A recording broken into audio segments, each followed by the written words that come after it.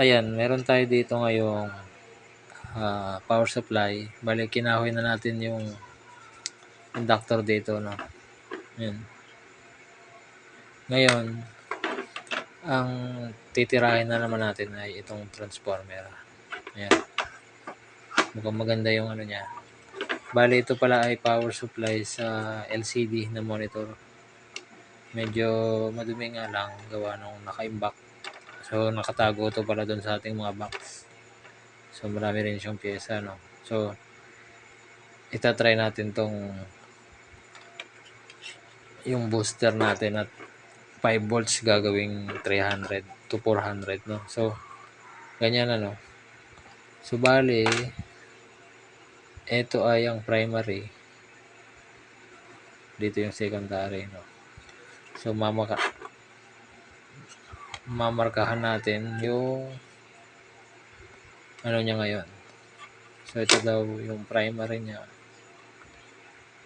Para mamaya, hindi tayo malito pag tinanggal natin sa board.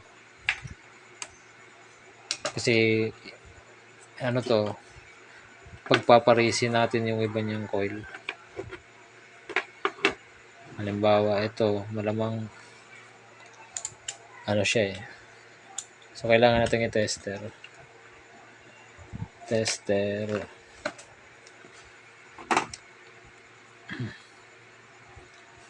So, ito, ayan, partner yan. Partner yun. Tapos, ito kasi tatlo eh. Ayan. So, may naka-center top dyan. Ngayon, yun yung pagpaparisin natin.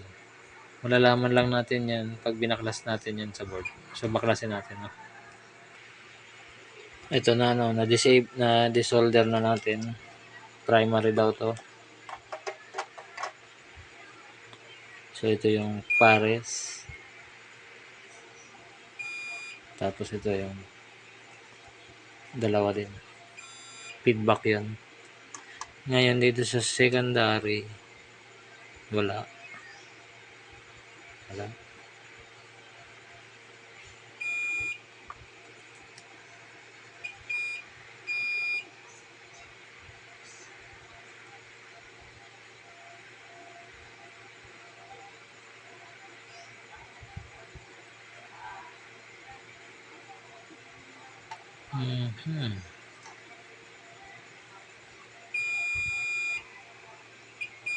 Ayan. So, itong isa, yung kabilang dulo, tsaka ito. Ito yung partner. Mangyari niyan, i-connect natin to para ito maging dalawa. At, tama ba? Kabilang dulo na pala to. So, ang kukunin na lang natin ay ito. Pag-iisahin natin to. Kasi secondary eh. Dito yung output mamaya eh. Dito yung isang diode. Tapos yung isa nakakabit dito. So, bale, pwede rin hindi na natin pakinabangan muna yung dalawa. Ito. Kunin lang natin to. Tapos, itong dalawa, bale, i-short natin tong feedback, tsaka tong yung main coil. To. Short to, dito yung positive supply. Okay, so lagyan natin ng components. Ayan guys, so sinolder na natin yung mga pyesa. Sinunod natin yung nasa diagram, no? So, ayan. So, ito ngayon niya, red, positive, yung negative natin, itong black. Ayan. Tapos yung label natin sa primary, tapos sa secondary tayo kukuha. Kasi, dun tumapat yung winding eh. Pwede rin naman kunin natin yung primary tapos secondary, no? Ito try natin. So, bali ito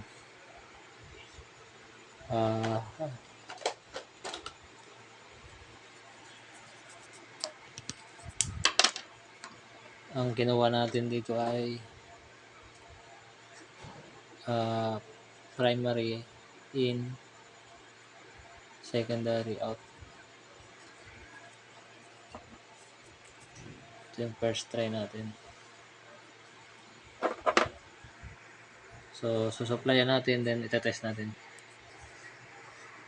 So, ayun na guys, no? So yung palad tayo, may nakuha lang tayong 5 volts dun sa out. So, meaning, babalik na rin natin uli ito. Ito na yung gagamitin natin. Kasi dito, hindi tayo nakakuha ng 300. Tingnan nyo. Ito yung supply. Plug natin.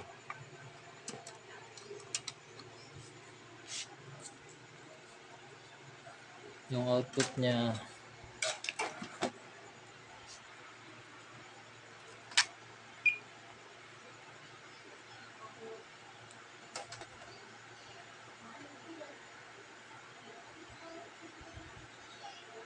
five lang.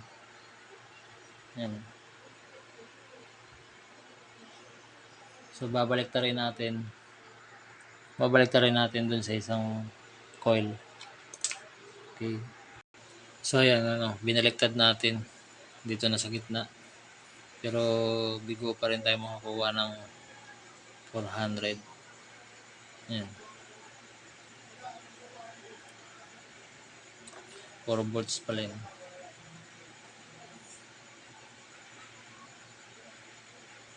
So, gagawin natin yung secondary, yung magiging itong mga piyesang to ililipat natin doon. Yung primary, doon tayo kukuha ng out, no? So, babaklasin natin, nililipat natin doon. Saglit lang yan. So, ayan, bali, hindi umubra yung primary in. Tapos, kukuha tayo ng out sa secondary. Hindi rin gumana yung secondary in. Then,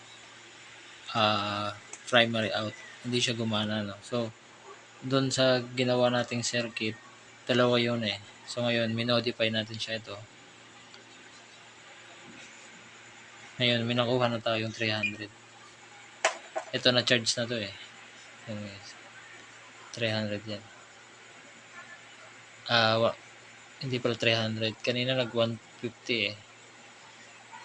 Bali yung circuit niya ay ito. So, ito yung una nating tinatry na circuit. No? May capacitor sa primary, tapos sa secondary. So, hindi siya gumana. So, pachamba lang talaga na makukuha natin yung tamang combination nito. Kasi tatlo dapat siya eh.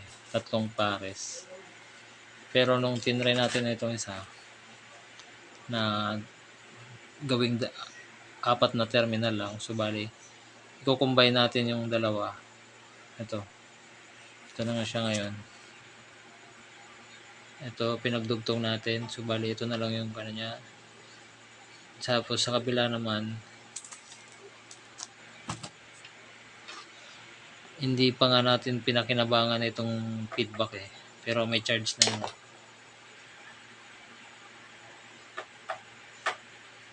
Yun.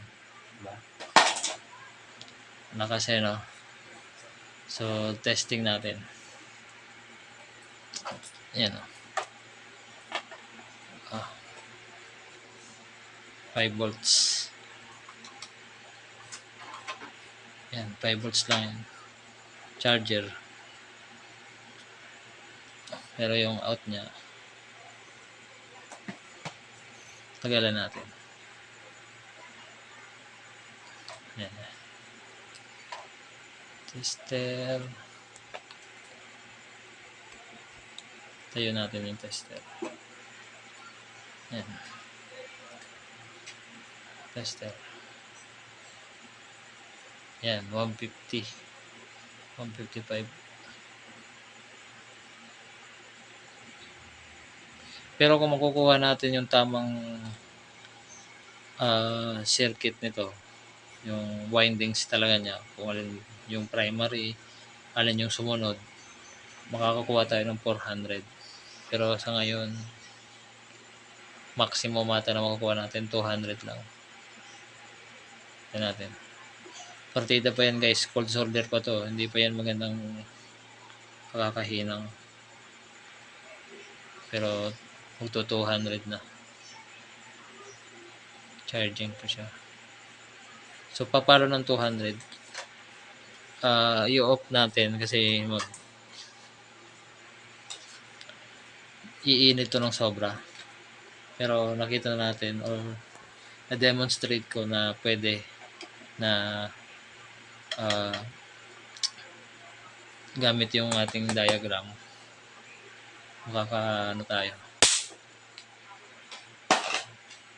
Makaka-create tayo ng 200 volts using 5 volts input lang.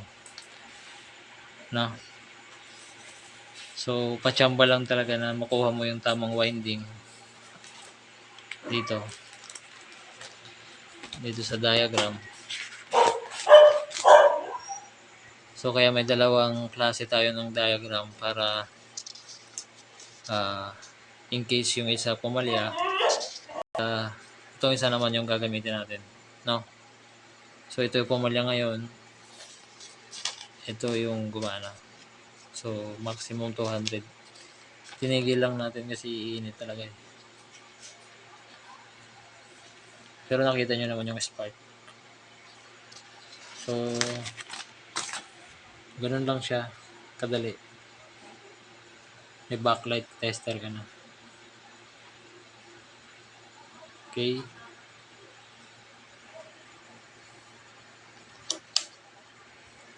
So, sa first version, this is okay. Dito, fail. So, dito tayo nagka. So, yun lang. Salamat.